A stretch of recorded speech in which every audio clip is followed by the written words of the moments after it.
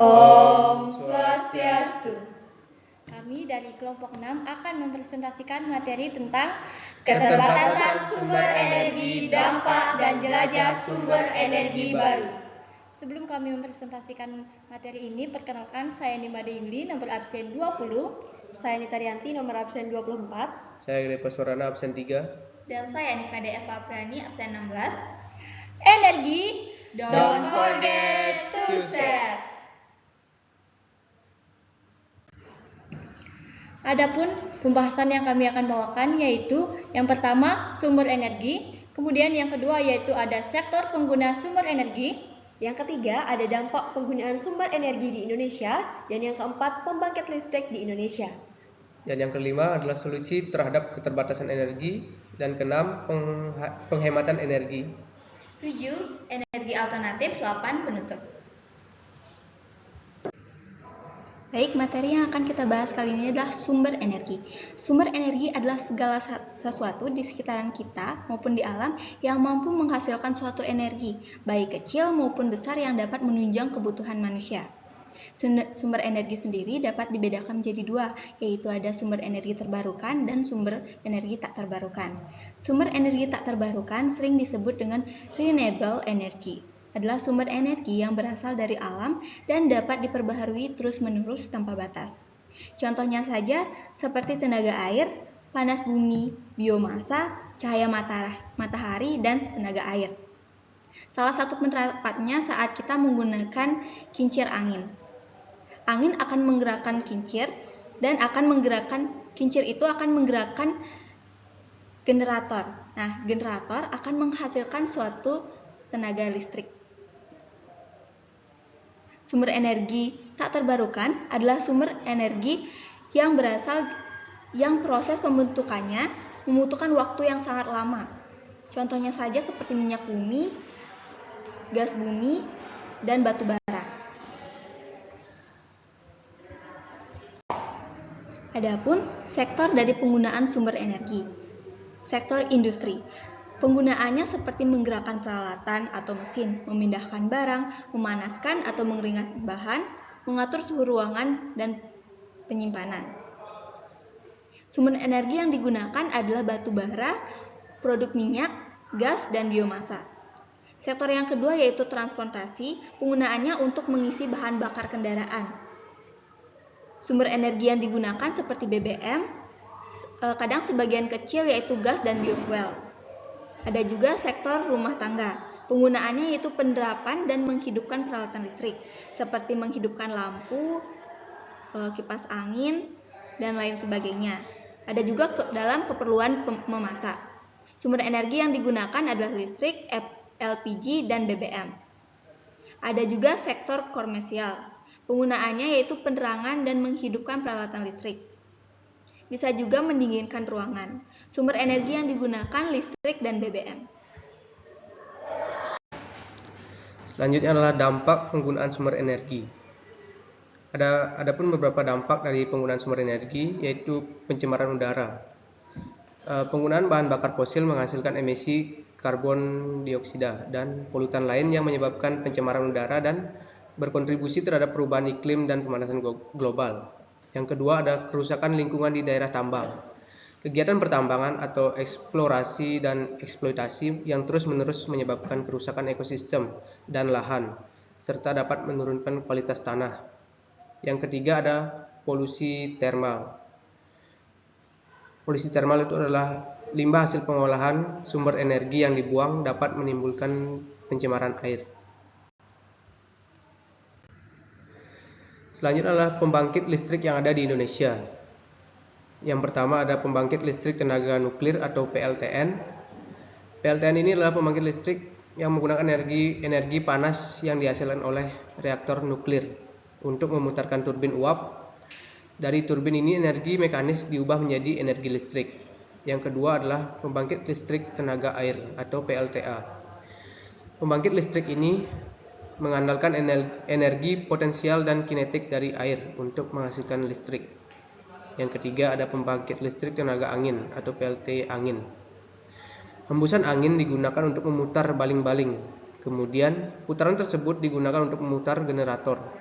Dari generator inilah energi mekanik diubah menjadi energi listrik. Yang keempat adalah pembangkit listrik tenaga panas bumi. Menggunakan sumur dengan kedalaman mencapai 1,5 km atau lebih untuk mencapai cadangan panas bumi yang sangat panas. Yang kelima adalah pembangkit listrik tenaga uap atau PLTU. Uap yang terjadi dari hasil pemanasan boiler atau ketel uap pada PLTU digunakan untuk memutar turbin yang kemudian oleh generator diubah menjadi energi listrik. Dan yang terakhir adalah pembangkit listrik tenaga surya atau PLTS, menggunakan cahaya matahari sebagai bahan utamanya. Nah, teman-teman semuanya, jika kita terus saja menggunakan energi, maka lambat laun energi tersebut juga akan mengalami keterbatasan atau lama-kelamaan akan habis seperti itu. Nah, apa yang bisa kita berikan? Adapun solusi kita terhadap keterbatasan energi itu terbagi menjadi dua, itu dengan cara kita melakukan penghematan energi dan juga mencari dan menggunakan energi alternatif. Melakukan penghematan energi itu dapat berupa mengurangi penggunaan BBM, mengurangi penggunaan listrik, dan menggunakan energi alternatif itu dengan menggunakan biofuel, biomasa, panas bumi, air, angin, matahari, laut, dan juga nuklir. Nah, yang pertama kita akan membahas terkait dengan penghematan energi. Penghematan energi bisa kita lakukan dengan mengurangi penggunaan BBM.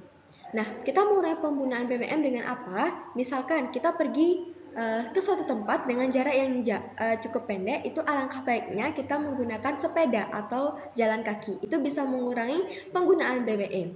Dan yang kedua, kita bisa menggunakan alat transportasi umum sehingga BBM yang digunakan bisa lebih efisien. Dan yang ketiga, kita membangun infrastruktur yang baik untuk mencegah kemacetan yang akan menyebabkan peningkatan efisiensi penggunaan BBM. Nah, teman-teman semuanya, yang kedua selanjutnya adalah mengurangi penggunaan listrik.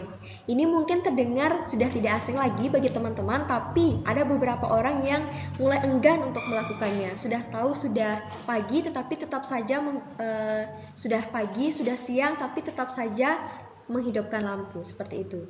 Adapun langkah kita yang bisa kita lakukan untuk menghemat energi adalah mengurangi penggunaan energi listrik. Dengan cara apa? Yang pertama, kita bisa melakukan hal yang kecil seperti mematikan lampu atau peralatan listrik jika tidak digunakan. Dan yang kedua, mengawetkan makanan atau mengeringkan sesuatu dengan sinar matahari yang langsung tanpa menggunakan energi lainnya. Dan yang ketiga, mendesain rumah atau perkantoran dengan ventilasi dan pencahayaan yang baik untuk mengurangi penggunaan pendingin ruangan dan lampu. Seperti yang kita ketahui bersama, di sekolah kita sendiri banyak ruangan yang sudah dilengkapi dengan ventilasi. Ini bertujuan untuk mengurangi energi yang kita gunakan. Misalkan saja ketika kita belajar dan itu tidak ada ventilasi, pasti ruangan akan terasa gelap sehingga perlu menghidupkan lampu. Namun jika kita sudah memiliki ruangan yang dilengkapi dengan ventilasi, itu bisa memberikan sinar yang masuk ke ruangan sehingga penghematan energi bisa kita lakukan. Selanjutnya ada energi alternatif, teman-teman.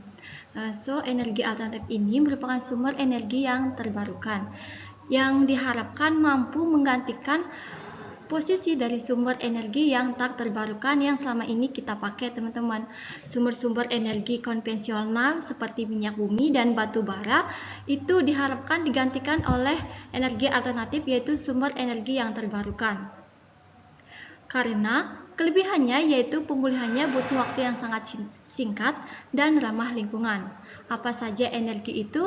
Mari kita bahas satu-satu. Nah, di sini sudah terdapat yaitu ada biofuel. Biofuel ini terdapat 3 bagian yaitu bioetanol, biodiesel, dan biogas. Yang pertama yaitu ada bioetanol, bahan bakar alkohol dari tanaman jagung, kentang, gandum, dan tebu. Nah, ini prinsipnya fermentasi, teman-teman. Jagung, kentang, dan gandum ini mengandung karbohidrat ataupun glukosa. Ini akan difermentasi, kemudian akan menghasilkan alkohol. Alkoholnya yang dipakai bahan bakar. Nah, kemudian yang kedua yaitu ada biodiesel. Minyak dari tumbuhan atau misalnya kelapa sawit dan jarak dicampur solar sebagai BBM. Makanya kalau teman-teman di SPBU namanya bukan solar ya, tetapi biosolar karena solar dari minyak bumi dicampur dari minyak tumbuhan yaitu dari kelapa sawit. Makanya semakin banyak komposisi minyak kelapa sawit, maka semakin ramah lingkungan. Kemudian ada biogas. Nah, biogas ini diperoleh dari pembusukan makanan dan sampah organik. Nah, ketiga-tiganya ini berasal dari tumbuhan sehingga pemulihannya cepat, tinggal ditanam ulang langsung jadi. Tidak menunggu jutaan tahun seperti batu bara maupun minyak bumi. Yang kedua yaitu biomasa. Nah, sumber biomasa ini yaitu sumber energi yang diperoleh langsung dari tumbuhan, contoh kayu bakar dan limbah pertanian. Selanjutnya ada panas bumi. Panas bumi ini memanfaatkan energi panas yang keluar dari perut bumi. Panas bumi ini sangat berpotensi di Indonesia. Banyak sekali gunung berapi sehingga panas bumi ini harusnya bisa dimanfaatkan sebagai sumber energi alternatif, teman-teman. Selanjutnya ada air. Nah, energi potensial dari air terjun atau bendungan dapat dimanfaatkan untuk sumber energi listrik bersamaan dengan irigasi pertanian, pengendalian banjir, dan budidaya ikan. Nah, teman-teman, di sekolah kita sudah berhasil membuat alat yang terdapat di slide ini. Ini merupakan alat yang telah dibuat oleh salah satu alumni kita yang dipakai penelitian. Alat ini bernama ISTEC, Irrigation System Turbine Technology. Nah, ISTEC ini merupakan teknologi terbarukan yang menggunakan tenaga hydropower yang memanfaatkan sistem irigasi sawah untuk menghasilkan energi listrik dari energi mekanik. Berkat adanya alat ini dapat menghemat anggaran desa dalam pembelian energi listrik, serta sebagai sumber penerangan jalan, teman-teman. Kemudian ada angin. Nah, cocok diterapkan di daerah pantai dengan kecepatan angin yang relatif tinggi, serta perubahan arah angin pada malam hari dan siang hari. Sebenarnya di Indonesia juga berpotensi karena Indonesia punya garis pantai yang sangat panjang karena merupakan negara kepulauan. Banyak pantai bisa digunakan untuk pembangkit listrik tenaga angin untuk digunakan energi alternatif. Selanjutnya ada matahari. Nah, matahari ini ada kelebihannya dan kekurangannya, teman-teman. Yang dimana kelebihannya yaitu tidak memerlukan bahan bakar dan tidak menyebabkan pencemaran lingkungan. Selanjutnya yaitu ada kekurangan, harga dan perawatan yang mahal dan memerlukan penyimpanan energi yang baik. Selanjutnya ada laut, yang dimana ini memanfaatkan gelombang laut, pasang surut air laut, arus laut, dan panas laut, teman-teman. Nah, yang terakhir yaitu nuklir, yang dimana di sini juga ada kelebihannya dan juga ada kekurangannya.